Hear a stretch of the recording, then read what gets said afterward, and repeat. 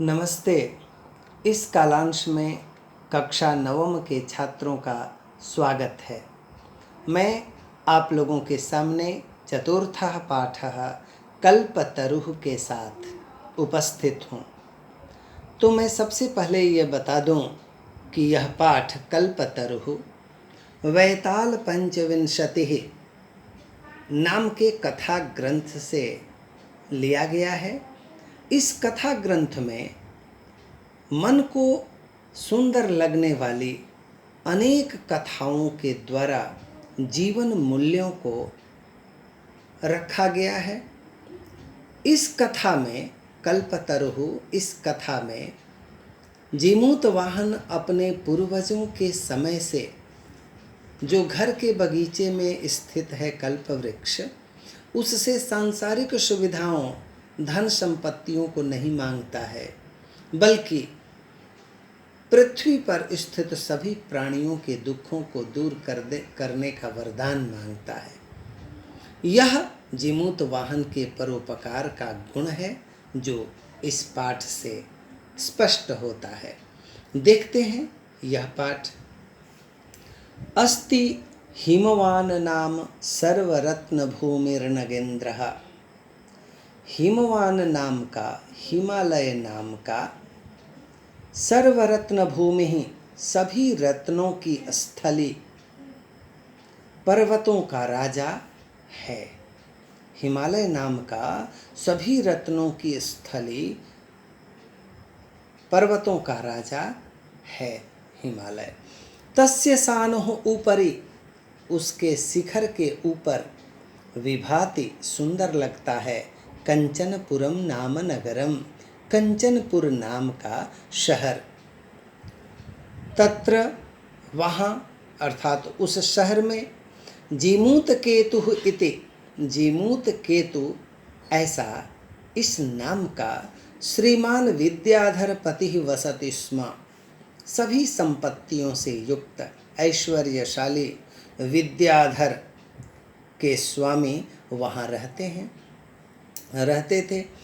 तस्य गृहोद्याने, उसके घर के बगीचे में, कुलक्रमागतः वंश परंपरा से प्राप्त, पूर्वजों के द्वारा प्राप्त आरोपित कल्पतरुः, कल्पतरु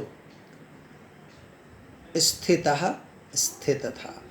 सह राजा जीमूत केतुः, वे राजा जीमूत केतु तम कल्पतरुम आराध्य, उस कल्पतरु से आराधना करके अर्थात उस कल्पतरु की पूजा करके, तत्प्रसादाच्च और उसके प्रसाद से, उसकी कृपा से, बोधिसत्वांश संभवम, बोधिसत्व कहते हैं भगवान बुद्ध के पूर्व जन्म में जो भी घटनाएं हैं, तो भगवान बुद्ध को ही पूर्व जन्म की कथाओं में बोधिसत्व इस नाम से जानते हैं। तो बोधिसत्व के अंश से उत्पन्न जीमूत वाहनम नाम पुत्रम, जीमूत वाहन नाम के पुत्र को प्राप्त किया, अर्थात जीमूत केतु का पुत्र जीमूत वाहन हुआ। वह सह महान दानवीरः, वह अत्यंत दानवीर, सर्वभूतानुकंपी, सभी प्राणियों पर दया करने वाला अभवत हुआ। तस्य गुणैः प्रसन्नः, उसके गुणों से प्रसन्न, स्वसचिवैश्च प्रेरितः, और अपने मंत्रियों के द्वारा प्रेरित राजा जीमूत केतु कालेन, समय के मुताबिक, संप्राप्त यौवनम, युवावस्था को प्राप्त, तम उनको, किनको, जीमूत वाहन को, यौवराज्येभिषिक्तवान, युवराज के पद पर अभिषिक्त किया, युवराज बना दिया। युवराज्य पद पर आसीन होकर, स्थित होकर, सह जीमूत वाहनः, वे जीमूत वाहन, कदाचित कभी, हितैषिभिः पितृमंत्रिभिः उक्तः, अपने कदाचित कभी हितैषिभिः कल्याण चाहने वाले अपने पिता के मंत्रियों के द्वारा उक्तः कहे गए। क्या कहे गए? तो युवराज हे युवराज, योयम सर्व कामदः, ये जो है, यह अयम जो यह है, क्या भाई, तो सर्व कामदः, सभी कामनाओं को देने वाला, सभी इच्छाओं की पूर्ति करने वाला, कल्पतरुः जो है, तव उद्याने तिष्ठते, वह आपके बगीचे में स्थित है, स तव सदा पूज्यः, वह आपके द्वारा हमेशा पूजनीय है, अस्मिन् अनुकूले स्थिते, इसके अनुकूल रहने पर, शक्रोपि, शक्रः अपि, अर्थात इंद्र भी, नास्मान न अस्मान, हम सबको नहीं, क्या भाई, तो बाधितुम शक्नुयात, बाधा पहुंचा सकते हैं। अर्थात इसके अनुकूल रहने पर इंद्र भी हमें कोई कष्ट नहीं पहुंचा सकते, ऐसा उनके पिता के मंत्रियों ने कहा जीमूत वाहन से।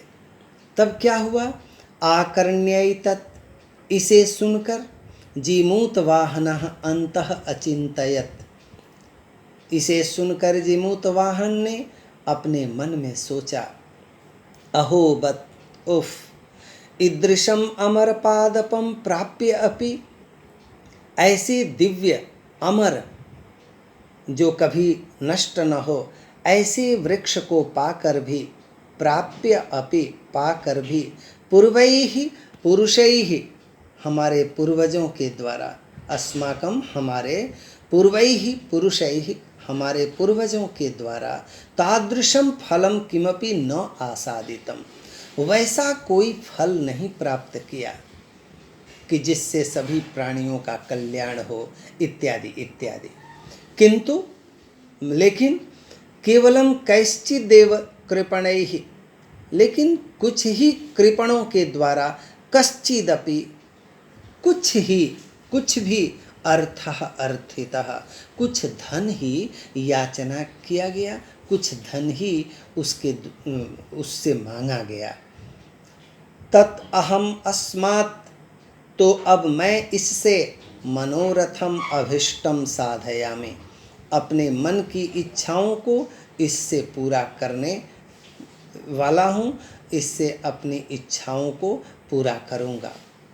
इति, ऐसा, एवं आलोच्य, ऐसा मन में सोच विचार कर, चिंतन करके, सह पितुः अंतिकम आगच्छत, वह अपने पिता के पास आया। कौन? जीमूत वाहन। और आकर क्या कहता है, आगत्य च, और आकर, सुखम आसीनम, सुखपूर्वक बैठे हुए, पितरम, पिताजी से, एकांते न्यवेदयत, एकांत में निवेदन करता है जीमूत वाहन। क्या? तात, पिताजी, त्वं तु जानासि एव, आप तो जानते ही हैं, यत् अस्मिन्, कि इस संसार सागरे, इस संसार रूपी सागर में, अशरीरम, शरीर को लेकर, अर्थात शरीर से परिपूर्ण, यह सर्वम धनम, सब धन, वीचिवत चंचलम, समुद्र की लहरों, जल की लहरों की तरह चंचल होता है। एकः परोपकारः एव, एक परोपकार ही है, दूसरे का उपकार ही है, अस्मिन् संसारे अनश्वरः, जो इस संसार में अनश्वर है, जो नष्ट नहीं हो सकता, यो, जो योगांत पर्यंतम, युगों युगों तक, यशः प्रसूते, प्रतिष्ठा को पैदा करता है, प्रतिष्ठा देता है, प्रतिष्ठा उत्पन्न करता है। तो करना क्या चाहिए? तदस्माभिः, तो हमारे द्वारा, ईदृशः कल्पतरुः किमर्थम रक्ष्यते, तो मेरे द्वारा, हमारे द्वारा ऐसे कल्पतरु की क्यों रक्षा की जाती है? यैश्च पूर्वैः, जो पूर्वजों के द्वारा, अयम, यह, मम मम इति आग्रहेण रक्षितः, ये मेरा है, मेरा है, इस आग्रह के द्वारा रक्षा किया गया। ते इदानीं कुत्र गताः, वे इस समय कहाँ चले गए? तेषां कस्य अयम, उनका यह अब क्या है, कौन है? अस्य वा के ते, और इसका वे कौन है?